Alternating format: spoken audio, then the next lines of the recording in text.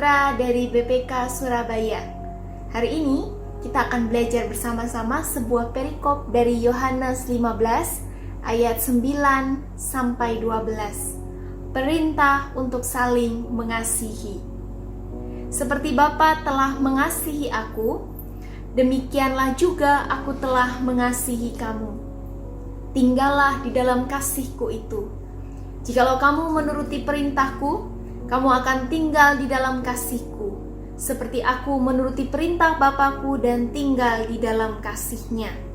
Semuanya itu kukatakan kepadamu, supaya sukacitaku ada di dalam kamu, dan sukacitamu menjadi penuh.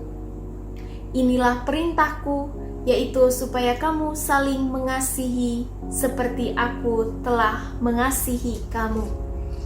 Sebuah perintah bukanlah hal yang asing bagi kita. Dari kecil, kita pasti sudah pernah mendapat sebuah perintah. Entah dari papa mama kita, dari kakak-kakak kita, dari guru, bahkan dari teman-teman di sekitar kita. Tapi sungguh istimewa karena kali ini kita boleh tahu bahwa Tuhan Yesus pun memberikan sebuah perintah kepada kita. Tuhan Yesus meminta kita untuk saling mengasihi sesama kita.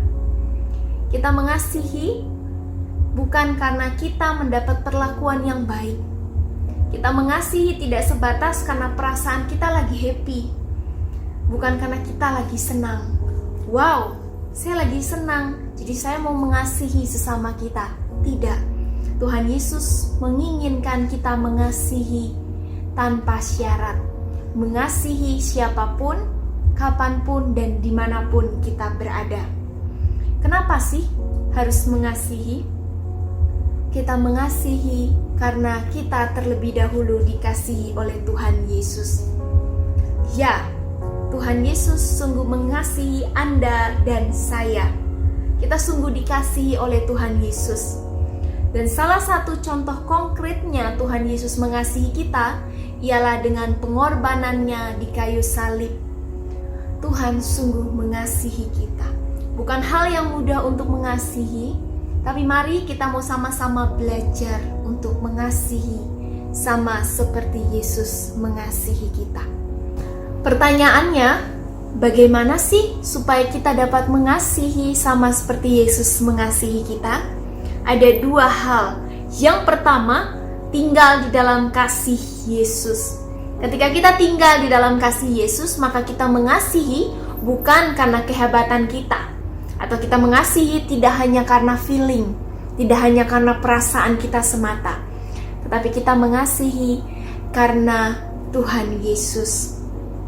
Tuhan Yesus yang telah mencintai kita secara sempurna, Tuhan Yesus yang telah mengasihi kita secara totalitas, maka sudah sepantasnya kita harus membagikan kasih yang telah kita terima kepada sesama. Ibarat sebuah corong, maka kita pun harus menjadi saluran-saluran berkat untuk setiap orang boleh mengalami kasih-Nya. Di dalam Yohanes bab 15 ayat 5 dikatakan ketika kita melekat, ketika kita tinggal di dalam pokok anggur, ketika kita tinggal pada sumber kasih itu sendiri, maka kita akan dimampukan untuk berbuah. Hidup kita akan berkelimpahan kasih dan sukacita. Yang kedua, hadir dengan cinta yang besar. Melakukan kasih atau mengasihi tidak terbatas pada hal-hal yang besar. Mother Teresa pernah mengatakan kita dapat mengasihi sesama kita dengan hal-hal kecil tapi dengan cinta yang besar. Saya punya pengalaman pribadi. Pertama kali saya merantau jauh dari orang tua saya pun punya kerinduan untuk mengasihi sesama saya. Tapi saat itu saya memiliki keterbatasan informasi dan akhirnya saya tidak bisa melakukannya. Di tengah kegalauan saya, di tengah kebingungan saya diingatkan dengan sebuah perkataan Romo, di mana Romo tersebut mengatakan, doa merupakan bentuk kasih yang sederhana yang dapat kita lakukan dimanapun dan kapanpun. Dan saat itu saya memutuskan untuk melakukannya, bahkan hingga saat ini saya masih melakukannya. Bukan hal yang istimewa di mata dunia, tetapi saya percaya lewat doa Tuhan Yesus menyapa mereka. Lewat doa, mereka tetap boleh merasakan bahwa dirinya dikasihi. Teman-teman muda dimanapun Anda berada, bulan ini kita memasuki bulan kasih sayang. Saya mengajak teman-teman untuk boleh mengambil kesempatan ini menjadi corong-corong Kristus yang terus mewartakan kasih, mewartakan kabar sukacita dimanapun kita berada.